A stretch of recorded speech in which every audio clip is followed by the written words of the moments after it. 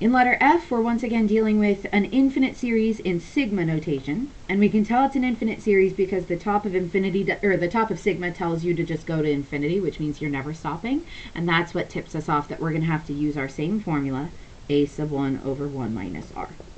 Now in this problem, just like in the example that precedes it, we need to identify the values of a sub 1, which is the series first term, and r, which is the series multiplier. R is usually the easiest thing to identify because when you're looking at a sigma notation, R is always in the same spot. It's the number that's in the multiplier spot in that part that represents our sequence equation or our expression. So that R must be 0.7 because it's in the spot where the multiplier always goes. And that's super predictable and we can use that as a fact. So even in letter H, for example, multiplier is 1/2. In letter G, multiplier is 1/2. In letter E, multiplier is 3/5. We can tell just by looking at the placement of the number that it's the multiplier because that's its role. Now for a sub 1. A sub 1 is a little bit trickier because I can't just look at the list of terms and look at the first term.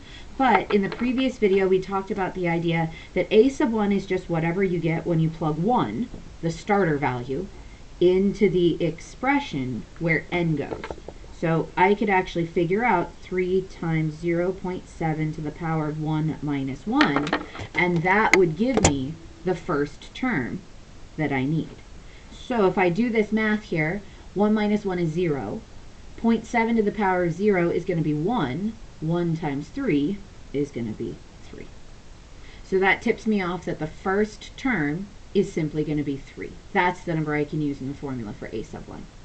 So now that I have my formula set up, I'll just plug everything in. A sub 1 is 3 over 1 minus r, which is 0.7. Now I have 3 over 1 minus 0.7 is 0.3. You could do a keep change flip here, but since we're in decimal form, it doesn't really make as much sense to do that, so a calculator might be helpful, because even a non-fancy calculator can do this calculation for us. 3 divided by 0.3 looks like it will be 10. And even if you did keep change flip, you end up with 3 over 3/10, which ends up being 10 anyway. So calculator or not, you'll get the same answer regardless. Hopefully that makes sense. Hopefully you can see that by the time you get the hang of this, the process expedites quite a bit. And that's why I did these examples a little bit faster, so you can see we really don't have to do a whole lot of extra thinking. Once we know how to use the formula, it's pretty repetitive. And that's the nice thing about formulas, is that they do get repetitive, and that's the point of them, that they become very efficient with repeated processes. Try to take the time to finish letter G and letter H. In letter I, there's an observation to make, but I wouldn't worry too much about the observation. That's not really that important. So even if you just finish E and F, and don't have time for G and H, I think you're still okay. But if anything, try G and H as an extra challenge just to remind yourself of what to do. And I think you'll find by the time you finish those questions that it should be relatively straightforward to say, in the big scheme of things, that you know how to use your infinite geometric series formula.